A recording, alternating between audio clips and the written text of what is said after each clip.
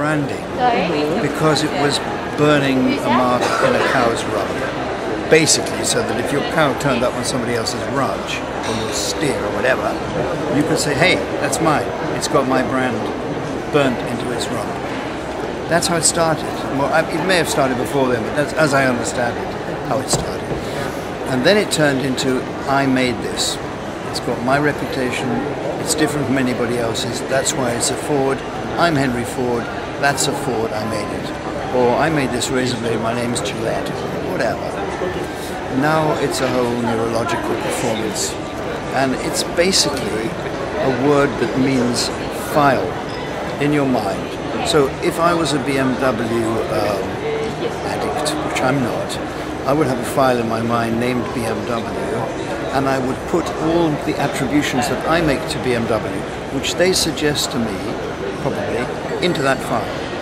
And I will forgive them a lot because I want it to be in that file, and that file says things you like, things you want. If they upset me enough, I'll probably take that file out, throw it away, and put in a file called Lexus. But I am in command of the brands that I make. They don't belong to BMW and Lexus, they belong to me. I choose what goes in there. And that's what brands are. The choices of files with clusters of attributions.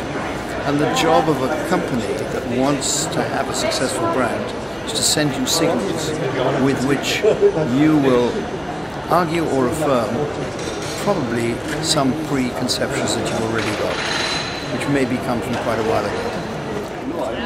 I've not met very many unpleasant people.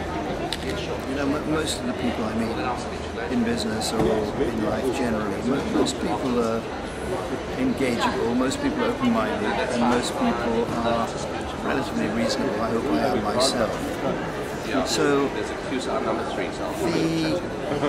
the point that I made, I think, this morning, and that is that what you say is not what people hear, and what you write is not what people read.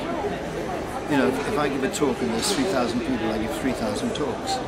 Because people receive through their own system of listening, or through the, you know, I read the same novel as you're going to read, we'll get different things from it because our lives are different.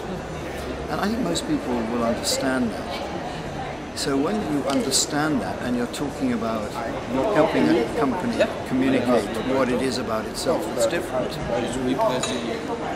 and you therefore know that people will read it in different ways, you get some encouragement by suggesting that, look, we can do this in a way that people are more likely to get similar things out of it.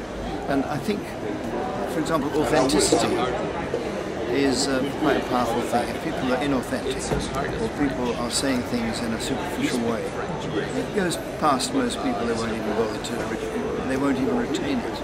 But if you mean what you say and you're authentic, and you say it openly and honestly, most people will interpret it in their way, but they'll get what you say. And you asked me about humor. I think if you can make people smile, you will get a more engaging relationship with them. I know myself, if you make me smile, I'm going to get along better with you. So a smile is some kind of atavistic, I suppose, very early human response. So, I mean, I use humor quite a lot because I think people enjoy smiling and people enjoy laughter. I certainly do. I mean, I would put laughter above most things that bring me joy.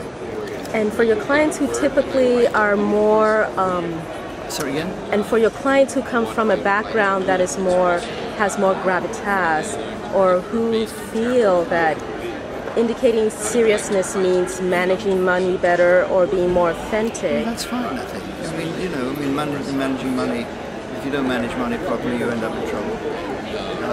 I don't find people who are serious about money necessarily not susceptible to humour and amusement.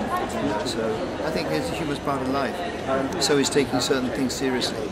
And I think it's quite good to have a range of emotions that you can communicate and B, reach people. But it's great to make people laugh. It's great to make people cry with pleasure.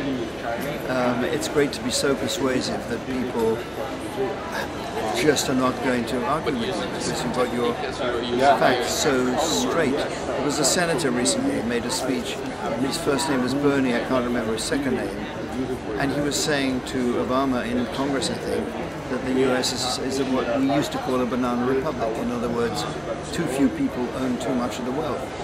But he said it with such conviction and such well-substantiated facts that you thought, probably true.